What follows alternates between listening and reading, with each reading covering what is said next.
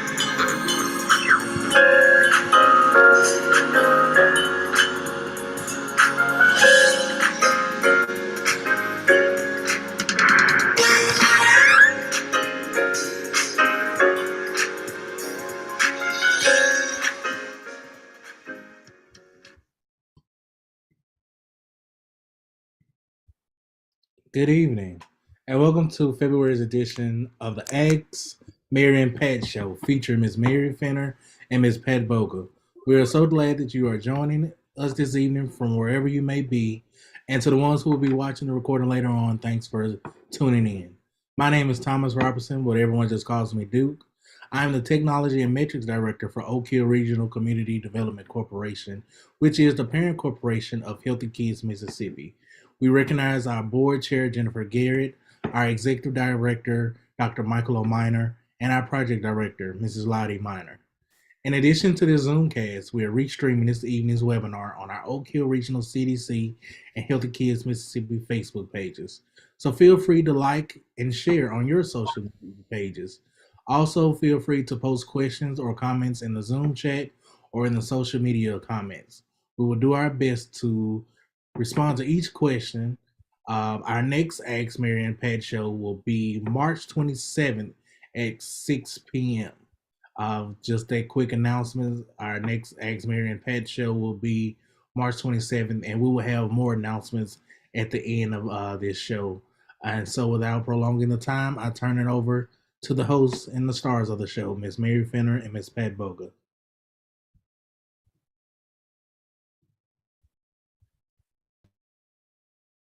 Good evening, everyone. Somebody said that they can't hardly hear. Can everyone hear us?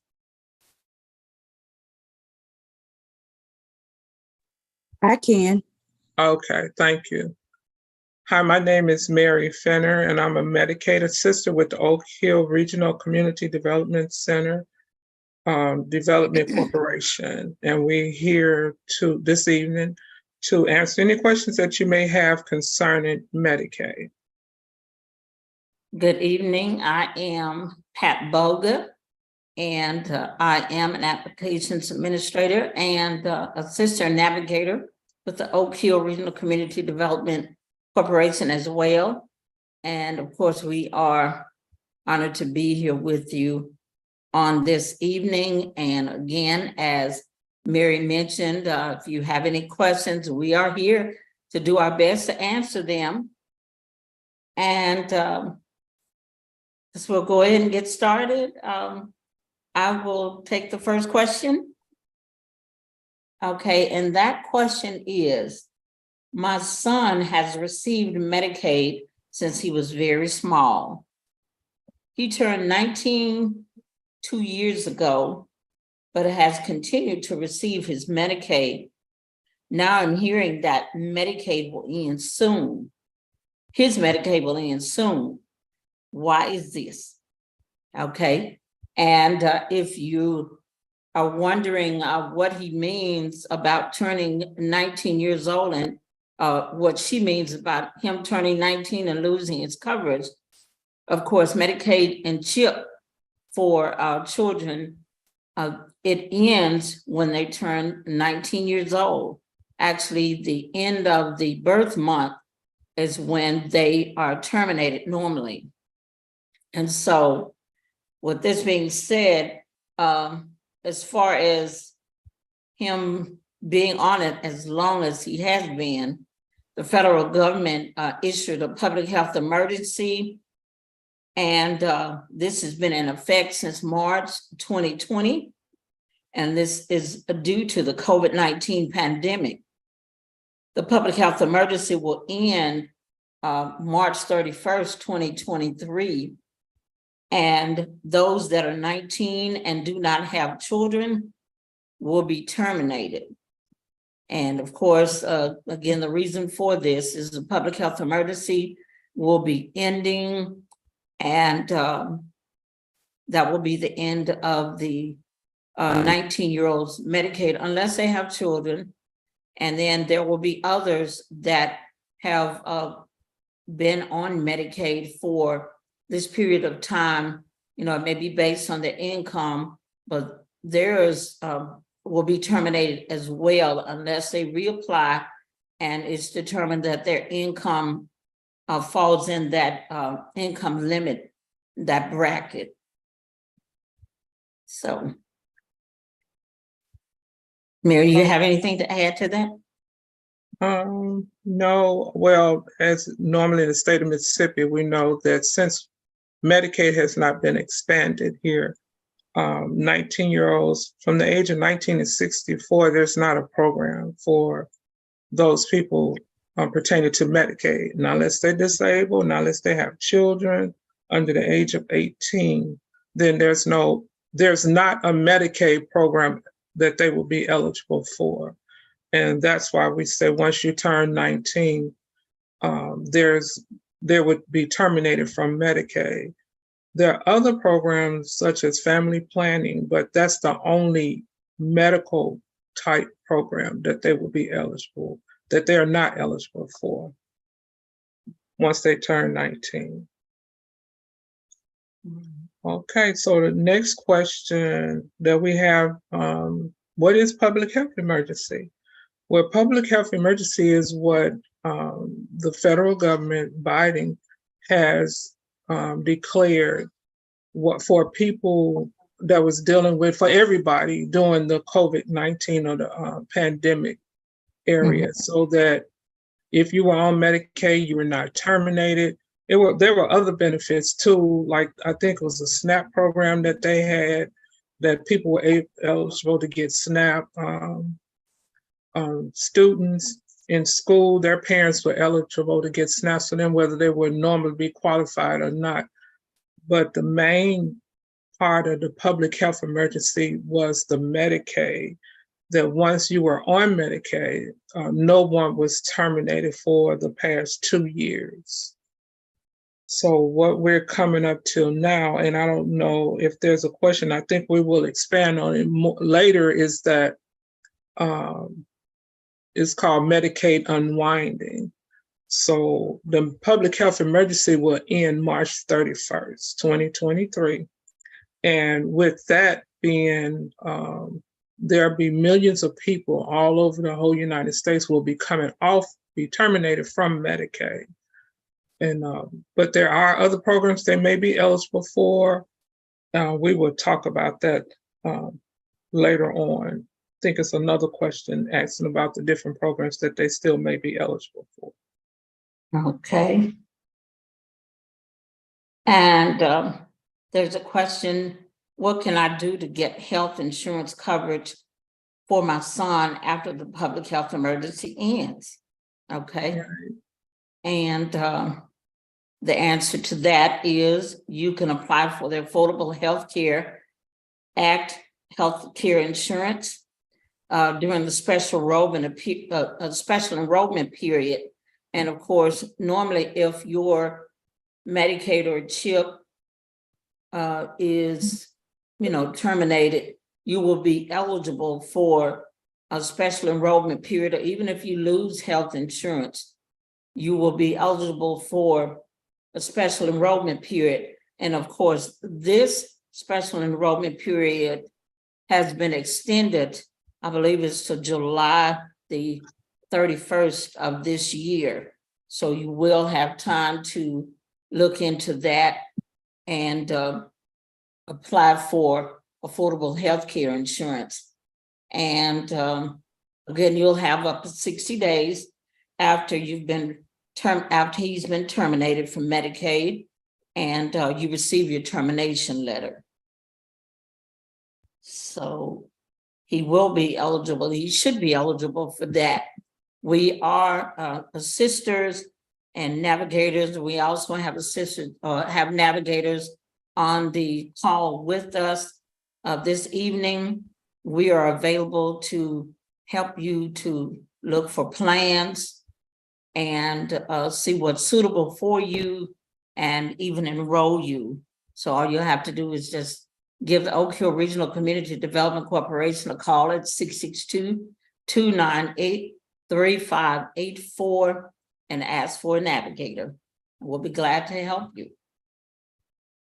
Yes, and we have navigators over the whole entire state of Mississippi.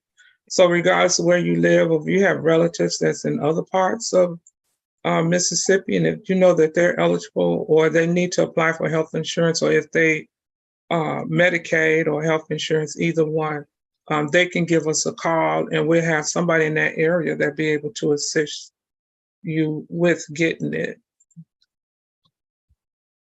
Right. So go ahead.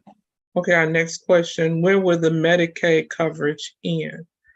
And as we were saying before, Medicaid has up to 12 months in the state of Mississippi. Medicaid has up to 12 months to terminate the Medicaid for individuals that were on dealing with the public health emergency. So if everyone is supposed to receive a letter in the mail. If you are eligible to continue to be on Medicaid, you may not receive a letter, or you may receive a letter asking about if you have any changes, or if your income has changed, are you still working, that type of thing. But you may, after that, once you answer those questions, you will still continue to get Medicaid if your income is still making you eligible for Medicaid. But then some people, once you receive the letter, and especially the ones that are 19, we know that they're going to be terminated, but they still have up to 12 months before the actual termination. When they'll start, they have up to 12 months to complete the termination. Yes.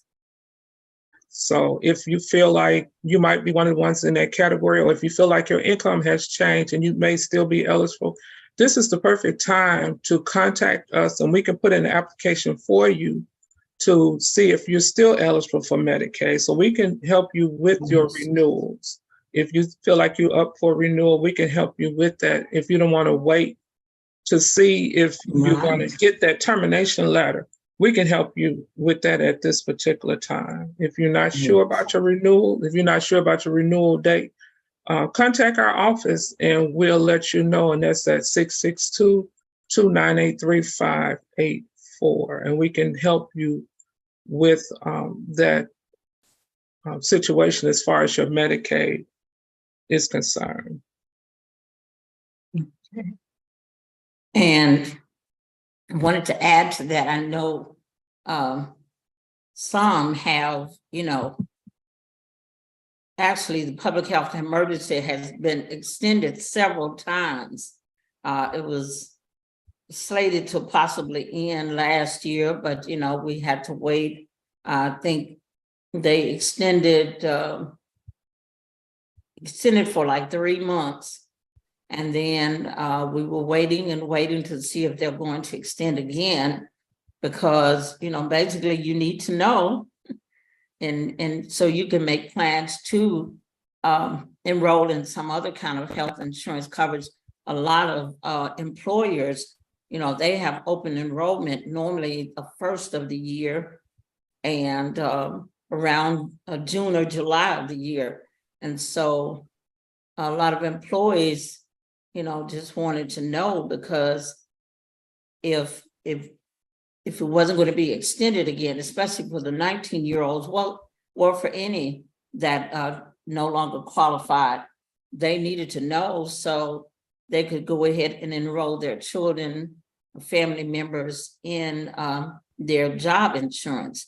But again, as we were telling you, you can enroll in affordable healthcare insurance. And there are some pretty good rates, there's some very good plans, and we can help you find a plan. Okay. Okay. Another question? Okay, I moved to a different location, but in the same town. I have not contacted Medicaid about this move, and my children receive Medicaid. What should I do? Well, if you don't want them to be terminated, there may be, they're going to do, they have been putting off renewals throughout the public health emergency, some offices. And if you don't want to miss that renewal date, it would be best that you go ahead and contact your local Medicaid office now and just give them your correct address. There's no need in waiting, because you don't want to miss any services. A lot of times parents take their children to the doctor, and that's when they find out they no longer have coverage. So we would suggest and advise that you go ahead and contact your local Medicaid office now to let them know that you've moved to another address, and you may have even changed your phone number, because they may be trying to reach out to you via telephone. So go ahead and get that information in as soon as possible. Right, because if they try to contact you and they can't, they don't forward mail. Like even if you have a forwarding order with the post office, with your local post office, Medicaid does not forward mail. So the mail automatically goes back to Medicaid, and they have a list of undeliverable mail, and each office will terminate those people according to who's on that list. So if you've moved and you have not notified them of your new address or new phone number as well, please do, so that if you do get a letter in the mail, that you'll be able to respond. And that will be one reason why you'll get terminated. If you do not respond to the mail, you have to be able to respond to the mail. So you have to let them know when there's, when you have moved, if you have a new address.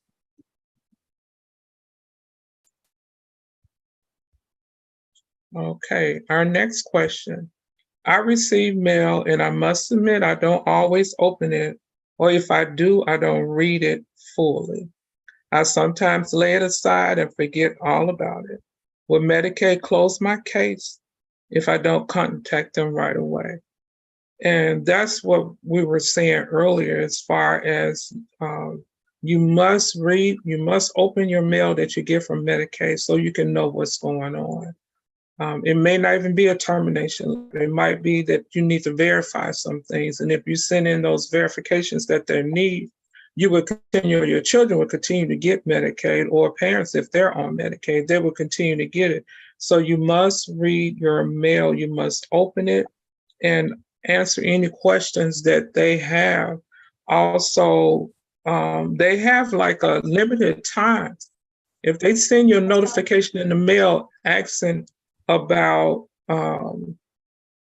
additional information that they need, they have up to 30 days from the date of that application or whenever your renewal is due before you can get terminated. If they don't hear from you within those 30 days, you will be terminated. So please open up your mail. Please let them know of any changes that's going on.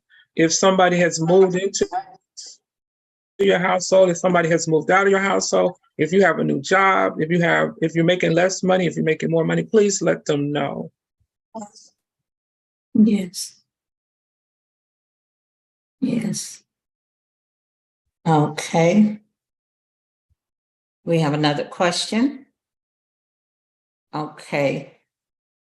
I know my income has exceeded the Medicaid and CHIP limits for my children now. They are still on Medicaid because of the public health emergency. What are my options if their health insurance is terminated? Okay, and we have been talking about the affordable health care insurance. And of course, many will no longer qualify for Medicaid CHIP coverage, and especially after the public health emergency. And we recommend that you contact one of our navigators.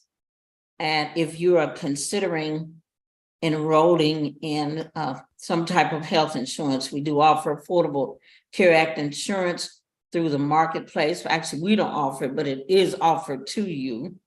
And we are certified navigators and can assist you with finding a plan and enrolling.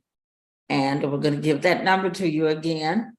That number is 662-298-3584.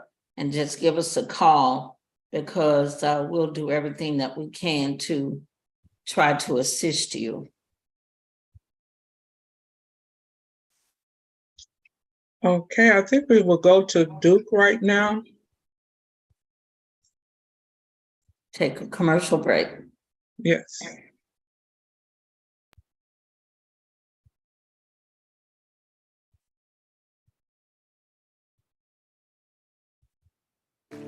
There are Mississippians applying for health insurance that may not qualify for a program.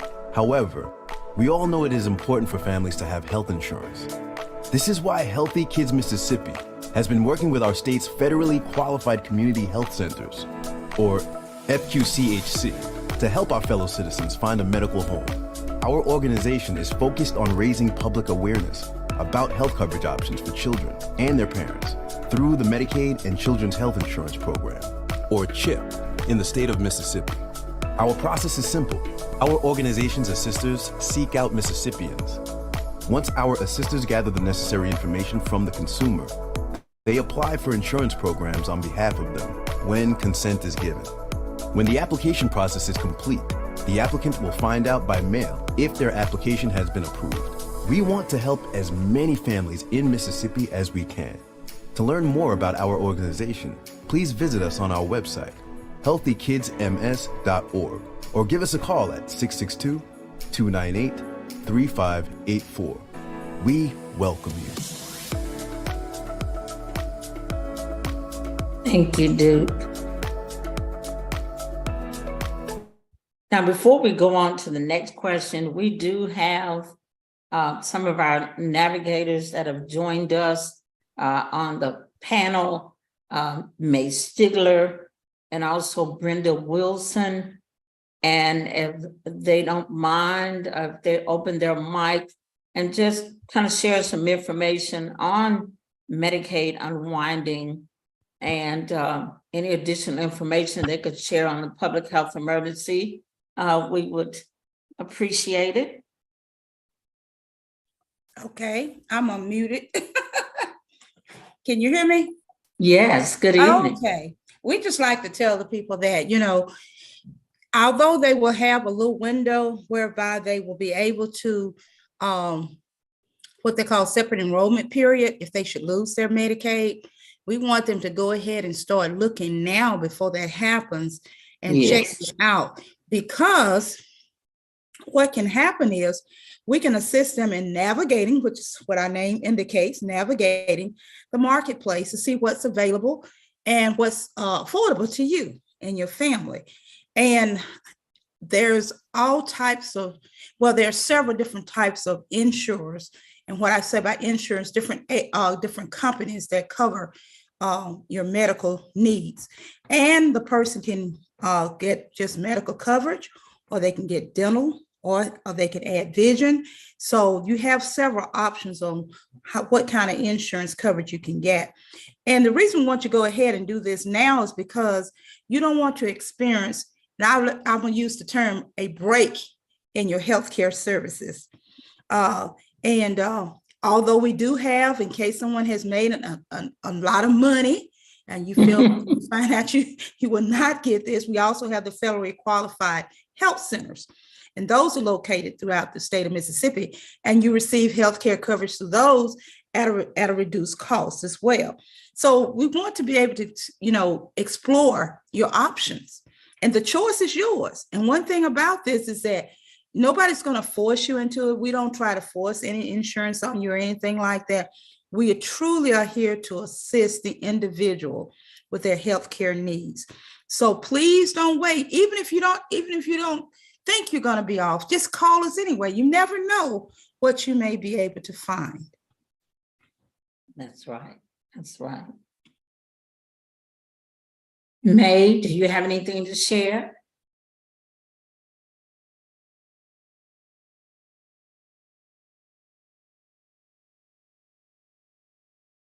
Okay, I think she's on mute. And Duke, if you don't mind, if we can take another commercial break and then we'll come back.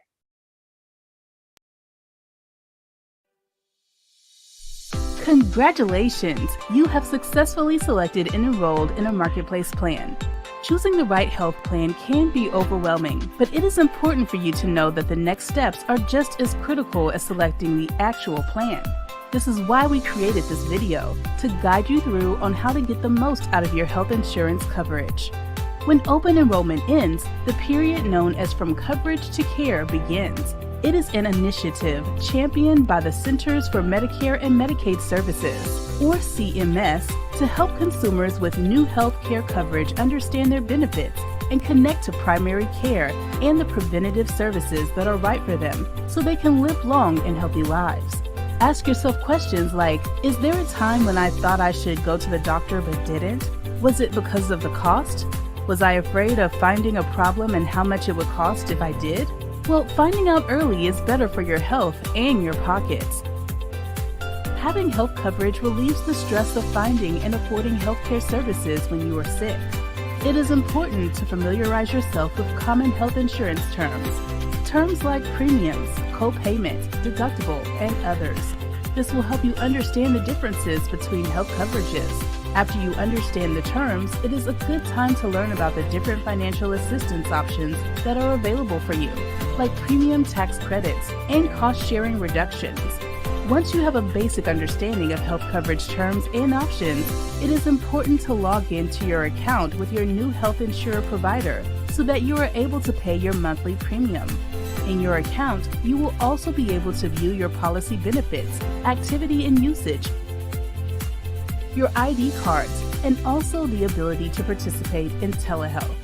It's important to know where to go for care. Find a DR before going to the ER. By logging into your account and searching for providers in your network, you will eliminate the hassle of going to an ER.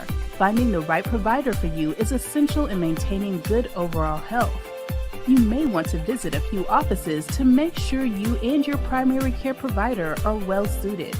Be prepared for the visit by bringing ID cards, records of your key information, including medical conditions, dates of past surgeries, current medications, doctors' names and contact information, next of kin and contact information, and any drug allergies. During your visit, it is important to be open with your doctor. Asking questions is key to good communication with your doctor. If you don't ask questions, he or she may assume you already know the answer or that you don't want more information. Don't wait for the doctor to raise a specific question or subject. He or she may not know it's important to you. Be proactive. Ask questions when you don't know the meaning of a word, like aneurysm, hypertension, or infarct, or when instructions aren't clear. For example, does taking medicine with food mean before, during, or after a meal? Now that you have a general idea, it is important to remember to make sure you pay the monthly premium and also continue to make appointments and fill prescriptions. Here at Get Covered Mississippi, we are always ready to assist you. Please give us a call at 662-298-3584 or text us at 662-689-9712. Email us at info@getcoveredms.org or visit our website at www.getcoveredms.org.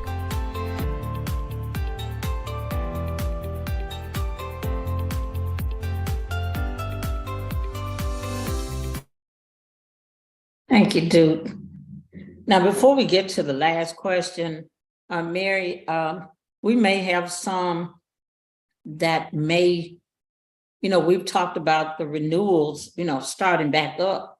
Now, some of the offices in the state of Mississippi have continued doing the annual renewals. And so they may be wondering, what are you talking about? What's going on? I've been getting my renewal done. And of course, we just want to let you know again that some offices kept them going throughout the pandemic. The reason why they didn't do the renewals because they wanted to make sure that you had health insurance during the COVID-19 pandemic. And they held them up for a while. You're one of the, should I say lucky ones? You're one of the lucky ones if yours just kept rolling over. But again, some of the offices, they did not roll their renewals over. They did them, especially some of the smaller offices. They did them as usual on your regular renewal date. And we've been here. They did them, but nobody was terminated. That's the thing. They went and did the renewals, and that was to keep them from getting a backlog. But if there was a case that if you were going to be terminated, you didn't get terminated. They just actually did the renewal, and you may have gotten a letter saying that you've been approved and all that. They just did the renewal portion of it. Yes. Mm-hmm. And some people, they didn't even have to complete a renewal application. Right. They sent them a notice to ask them if there were any changes. And all you had to do was to respond to that. Correct. Yeah, they didn't have to go through the whole entire application process. Or only thing they had to do was respond to questions. If you still were at the same address, if you were still receiving the same income, or if you were still working at the same place, if you still had the same number of people in your household, nothing has changed. If you had no changes, then they automatically just renewed it. But if there was changes and there was a possibility for you to be terminated, no one were terminated.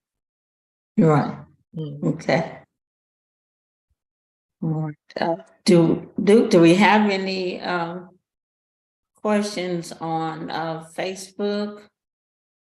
I don't see any in the Q&A or the chat. Could you go over the key dates again? The March 31st. What happens March 31st? Okay. Well, on March 31st of this year, the public health emergency is going to end.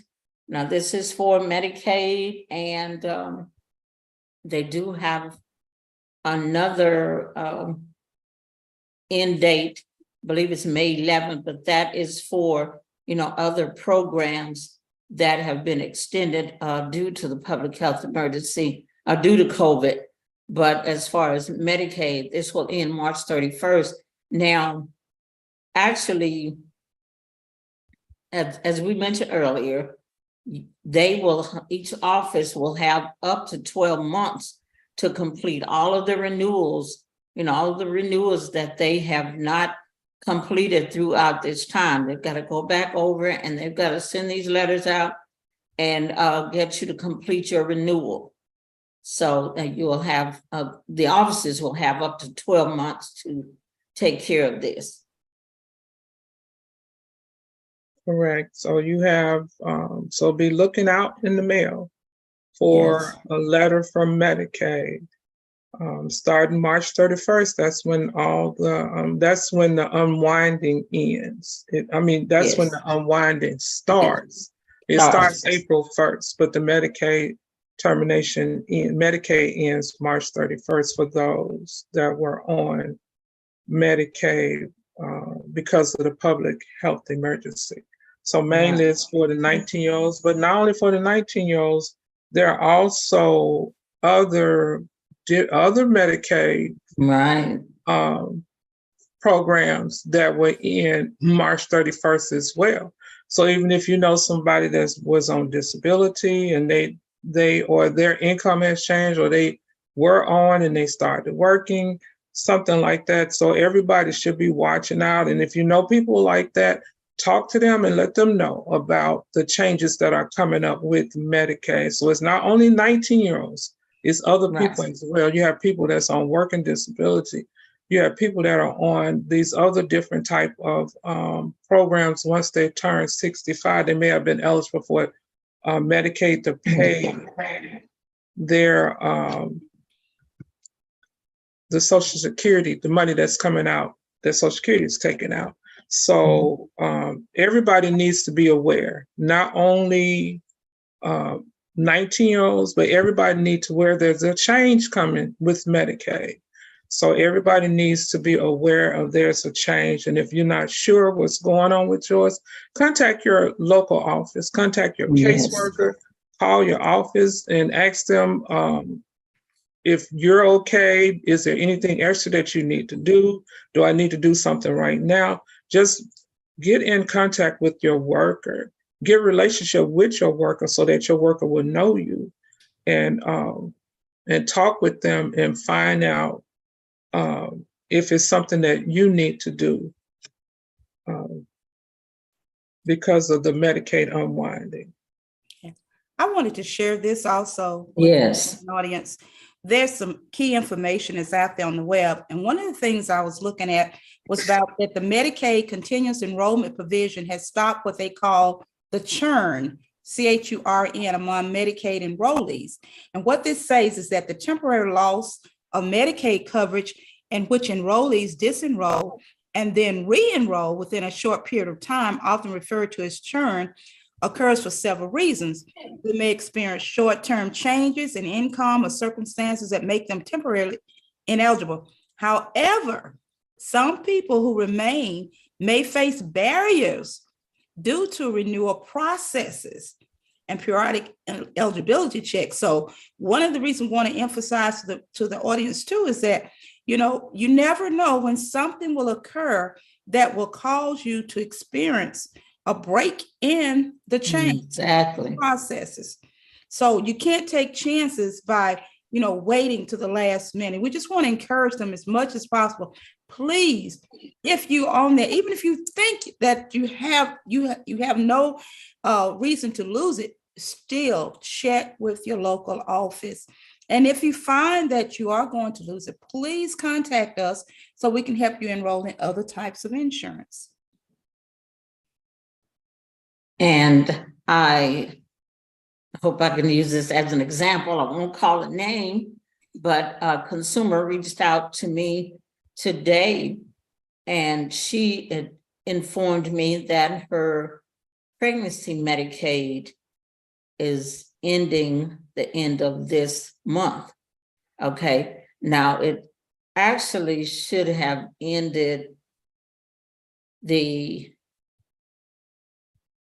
actually 10 months ago. And of course, we did not know it, but they actually, I believe due to the public health emergency, they were able to get extra months with that. And so we just recently saw an article, where our governor may sign off on the expanded Medicaid for pregnant mothers.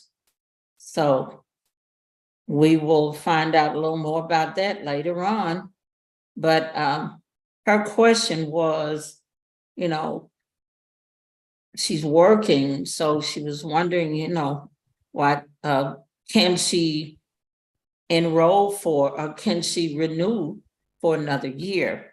And I told her that, that was only pregnancy Medicaid that she had, but her child will still be eligible. And also, if she is not offered health insurance on her job, she can apply for the affordable health care insurance, and she can do it as soon as possible since she already has her notice that she's being terminated. And so we are looking forward to assisting her in finding a plan, again, that is suitable for her, and get her started so she won't lose coverage. We definitely don't want her to have a gap in coverage. Also, we want to remind those individuals who have limited English proficiency that Yes. it's a good time for you to start the conversation with a navigator, with a Medicaid assistor, with your Medicaid worker, to find out where you stand with this, with your status for your Medicaid for your children. So you have 1 month. We have up until the 31st of March to get this done. Well, I believe we have one more question, but Duke, if you will share another commercial break, and then we'll come back and get that last question. And of course, I'll give you an opportunity, our attendees or our guests, an opportunity to ask questions.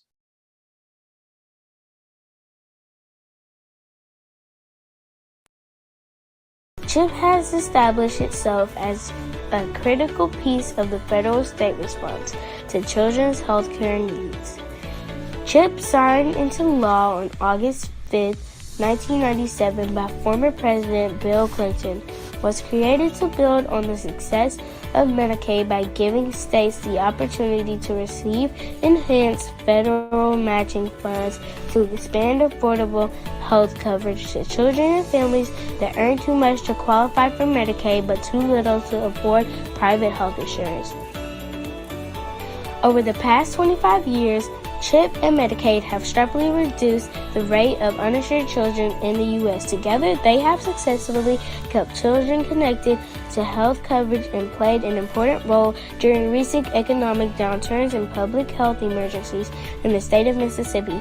The Children's Health Insurance Program provides insurance coverage for uninsured children up to age 19 whose family's income does not exceed 209% of federal poverty level. Families may earn up to 209% of the federal poverty level and be eligible for CHIP. A child must be determined ineligible for Medicaid before eligibility for CHIP can be considered. Children with current health insurance coverage at the time of application are not eligible for CHIP. Our organization, Oak Hill Regional Community Development Corporation, is focused on raising public awareness about health coverage options for children and their parents through our Healthy Kids Mississippi initiative. To learn more about our organization, visit us on our website, healthykidsms.org. Give us a call at 662-298-3584 or text us at 662-689-9712. We are always ready to assist.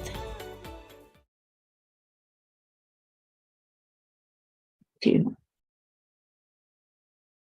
All right. Mary, can you present the last question? Okay. My children are receiving Medicaid now, but I believe they should qualify for CHIP because my income recently increased. How do I find out if they are now eligible for CHIP coverage? What you should do, if your income has increased, you don't necessarily have to reapply if it's not even time for your renewal. Just submit a new income change to your office. Let them know that your income has changed. Let them know if you desire for your children to be on CHIP, because some people do, because some of the programs that Medicaid may only cover some programs, and CHIP might cover what they're looking for their children. So you need to let your worker know that your income has changed. Let them know that you want to find out if your children are eligible for the CHIP program. But other than that, if you do not let them know, Medicaid and CHIP is always good for a year. Children are not terminated within that year if they're eligible for that year. That's why they would do renewals yearly instead of monthly or something like that, because Medicaid for a child they have to have Medicaid for 12 months. Now with parents and adults is an entirely different situation. Just like when a child turns 19, that's different too. So parents and adults can be terminated at any time when they're no longer eligible. But children are on for 12 months. But if you desire for your child to be in a different program, always contact your Medicaid office and let them know that your income has changed and you want to know if your child is eligible for the CHIP program. Okay, and so you won't be confused, and correct me if I'm wrong, Mary. If you have a 19-year-old in your family, and if that 19-year-old has a child and income falls within the income level for a parent and child and cooperates with child support, that 19-year-old can still get Medicaid. Okay. Right. The 19-year-old would be eligible, but it would switch over to the 19-year-old being an adult and not a child under their parents. They become an adult with their child. Yes. So that it's entirely switched, and they're like the head of household for Medicaid purposes. Even though they might be on their parents' taxes, but they'll still be considered a head of household for Medicaid purposes. That type of thing. And that's the only reason why they're eligible, because they do have a child that's under the age of 18. Okay. Don't see any questions. I have a question. I have one more question. Okay. About the address changes. Does Oak Hill offer like a form where they can send to the Medicaid office on their behalf, or do they just have to call the Medicaid office? They will have to inform the Medicaid office, but I saw something on the Medicaid website recently that stated that they can go on to the Medicaid website and Right. do a change of address. I'm not sure how that works. And if they're able to go on there and do a change of address, we may be able to assist them with that part of it. But we will have to go on there and check to see how it works. But there are accepting change of addresses on their website. But I believe the best thing to do is to contact your office and Yes. let them know and submit a Yes. change of address. And if you want to get even more secure, contact your caseworker. Ask to Yes. talk to your caseworker and let your caseworker know I have moved and here's my new address. Yes. So I think that's the best way to do it. Right. Because you definitely want your worker to get that information. So if you can, ask for your caseworker, and hopefully they can go in at that time and just put it in the system. Right. But if you contact maybe, the front desk, they've got to get it to your worker. So, but just make sure you get it in. Correct. As former Medicaid employers, what are some good questions to ask your person so they won't feel like they're bothering you? What's some good questions that parents can ask? I think the best question to ask your worker is that when is my renewal? They should be able to tell you when your renewal is due. And Yes. they have to be able, that's one thing they should be able to tell you, that I'm just calling to see if my renewal is due. And they'll be glad to tell you that your renewal is not due right now, because that'll be less work on them. So that's a question that they will be free to answer. And you can Right. also ask them, do you have my correct address?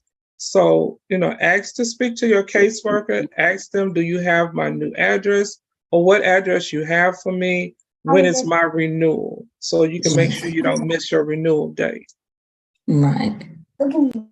And we've talked to a lot of consumers that just about know when their renewal month is. They remember. So oftentimes, there are some that can't get to the Medicaid office because of no transportation, because of the distance, or because they are working and just can't get off work.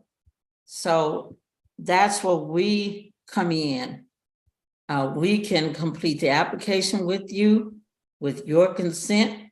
We can submit it online, and then all you have to do is just make sure that you get your necessary documents together and get them into Medicaid. They're going to correspond with you. So make sure you watch that mail. That's very important. Watch that mail. And when you get that mail, open it, and then read it thoroughly. So you'll know every little step, just someone telling you, if you read it, you say, oh, my Medicaid is going to be terminated. Okay, you may stop there. Don't stop there. Read the full letter, because it may say that you didn't get a document in. Okay, so look at that and contact your worker to see if it's too late to get it in. And if they say it's too late to get it in, then you just reapply. And someone has a question in the chat. What if my caseworker never responds? They've tried several times to get their caseworker and they never can get their caseworker. In a case like that, you don't want to ruffle feathers, but if necessary, ask to speak to a supervisor. Yes. Ask to speak to that person's supervisor, explain to them that, I've been trying to call the caseworker and the caseworker has never returned my call. We don't necessarily want to do that, but if it's necessary, do it. Just ask us, where can I speak to a supervisor? And you let that supervisor what you want to know, what you need from that caseworker. And that supervisor may be able to answer your question as well. Yes. You know, there's an 800 number that you can call and let them know that you've been trying to contact your caseworker. And that number is through the main Medicaid office in Jackson. And I would have to look the number up real quick, but you can call that number to and let them know that you have been trying to reach your caseworker and ask them the question, because they should be able to pull your record up and let you know whatever it is, whatever question you may have, because they can pull your record up. Also, if you're not able to reach your local office, there's always other means that you can do to try to get the information that you know, especially if it's important and you have a fear of that your Medicaid might be canceled. And the number is 800-421-2408. You can always call them and let them know that you've been trying to reach your caseworker and you just need certain information that you need to know. But I think the best thing to do, find out who your caseworker is, ask to speak to your caseworker. Yes. If you cannot contact her, leave her a voice message. Give her a couple of days to return your call. If she don't return your call, call back again. Ask to speak to a supervisor and let them know you've been trying to call whoever that person's name is and that you need to find out certain information. Yes. Yeah. I believe there was a question in the chat. Duke was asking, how often can you contact your caseworker? As often as you need to. Yes. It's And often again, as as Mary said, if that worker is not giving you the information that you need, or you can't reach them, or they can't help you, then go to the supervisor. Right, because this is important. I know a lot of times we don't want to do that, or we don't want to call the supervisor. We don't want to get the caseworker in trouble. But if it's a matter of you needing information about your case, Yes. then you have to take that extra step. You have to go further. Or you can contact us, and we may be able to assist you some type of way in finding out the information that you need to know. But the best way to go is try to contact your caseworker. Yes. And once you get that caseworker's name, write her name down so that when you call back, you can say, may I speak to such and such person, instead of saying, may I speak to my caseworker? May I speak to, and give the name. And if they ask you how they may help you, say, well, this is my caseworker and I'm calling about my case. Just, put a name out there so that they know that this is who you need to talk to. Yes. So And we can do everything we possibly can to help you, but our goal and our purpose is to get you covered. that's it.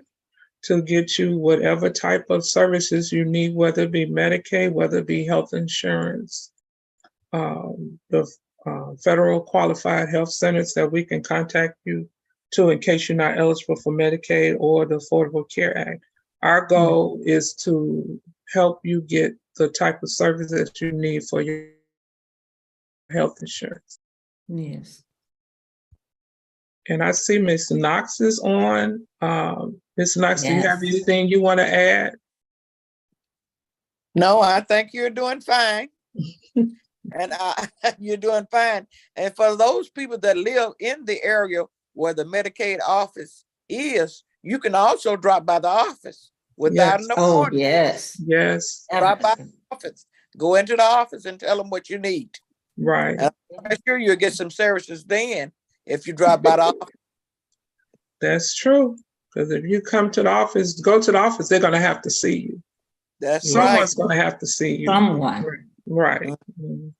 It's true. Thank you. Thank you. And we're so glad that each of you joined us this evening. We appreciate you so much. And if you don't have any other questions, we will turn it over to Duke. Amazing job as always, ladies. You guys continue to keep Mississippians informed, not only Mississippians, but also the ones that's across the country, because I know a lot of people tune in to our webinars. So kudos to you guys. A couple of announcements before we end on tonight. Our next Ask Mary and Pat webinar will be March 27th. That date is March 27th, and it'll be at 6 p.m. If you don't have anything to do that day, please tune in because we're getting more intense questions and we're making the ladies think a lot harder each month. Also, the next next third Wednesday parent resource chat will be Wednesday, March 15th, 2023 at 11 a.m. And that resource chat will focus on kidney health. Also, this Saturday, let me post a flyer now for the, let's see, this Saturday at 8:55 a.m. to 1 p.m. We will be having our 5th annual Women's and Girls Conference at the Hill Hernando. The location is 1775 Memphis Street, Hernando, Mississippi. If you would like to register, please contact the headquarters office at 662-298-3584. Again, that number is 662-298-3584. I'll make this bigger so you guys can see it. Registration fee is $15, and it will be vendors there that will discuss about travel, home ownership, health, and wellness. Also, to register, you can call 662-24. Not sure about the number that's on the flyer. I can't really see it. But if you call the headquarters office, we will definitely point you in the right direction. Their number is 662-298-3584. We will drop the link in the chat for that for you guys to register, or you can come to the door and register for that event. Alrighty, I believe that's all I have. Ms. Fenner, Ms. Bogle, do you have anything you want to say before we close out? Thank you, everyone. Thank you for joining us, joining in with us. Alrighty, you may learn more about us at www.okhillregionalcdc.com and www.healthykidsms.org. You may contact our office at 662-298-3584 or text us at 662-689-9712. Once again, we acknowledge our board chair, Jennifer Garrett, our executive director, Dr. Michael O'Miner, and our project director, Mrs. Lottie Miner. This has been a production of Oak Hill Regional Community Development Corporation, belonging, building, and bridging in the Mid-South region and across the state of Mississippi. Thanks for joining in on tonight, everyone. Have a great and safe night.